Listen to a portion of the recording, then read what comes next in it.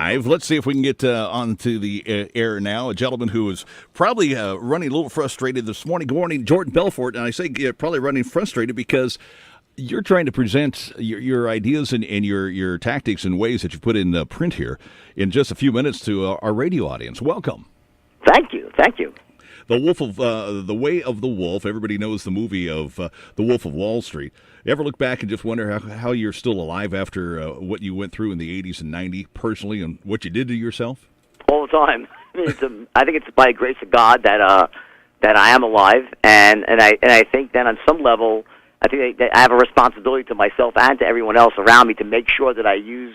I think every human being has gifts. I really believe that. I believe every person has a gift and has a message to share. And my ability is really in helping other people become successful through the art of influence, persuasion, and this straight line system that I created myself many years ago.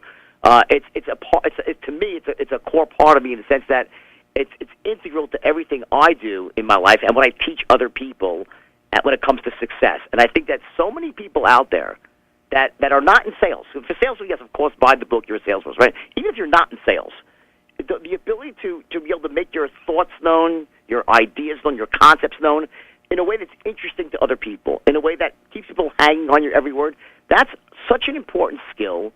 And I think so many people that lack that skill, they feel frustrated because they have great ideas, great things they want to accomplish, but they just are blocked. And this book is for those people as well. So the Way of the Wolf is not just for the salesperson, as you said. The mom fixing breakfast, the guy driving truck right now, listening. There's the use that this book, when he reads through it and gets the system down, he can apply this in his own life for benefits. 100%. And I specifically wrote the book so it would be that because I really believe. I give seminars around the world, and I'd say probably 30 or 40% of the people are hardcore salespeople, but maybe 30% are entrepreneurs. But then another third are just average moms and pops that want to live a more empowered life. And what you find is, look at this, almost like that. The persuasion is like the salt on your food.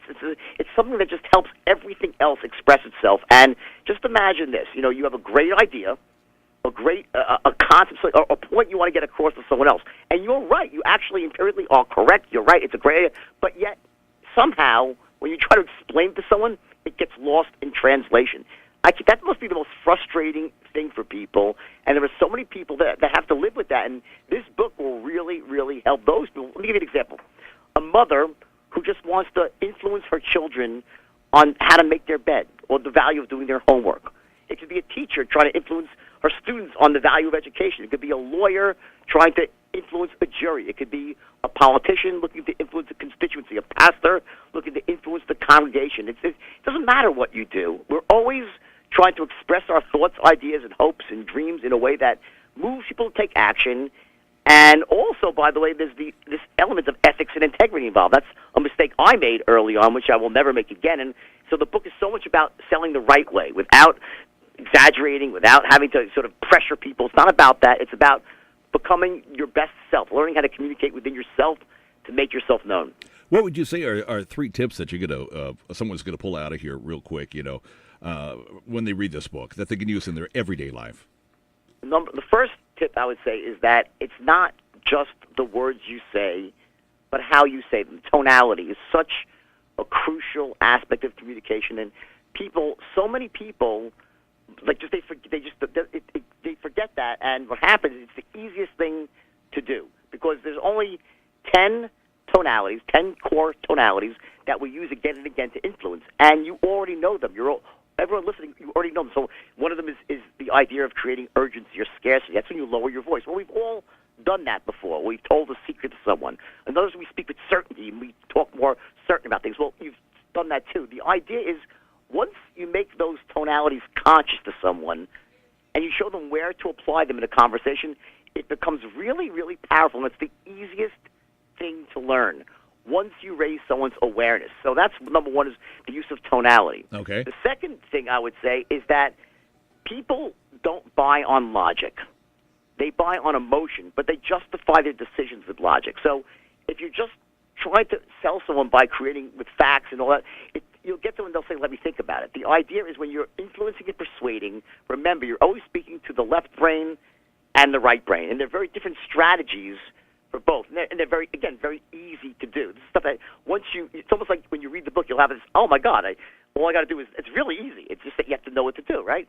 And I think the third thing is the art of preparation, meaning that if you're in a sales setting or you're a lawyer or whatever, all the examples I gave before, you can actually prepare yourself for situations of influence. If you find yourself in a situation again and again, the book shows you how to essentially break down what you're doing and put yourself in a position where you pretty much know what you're going to say before you say it.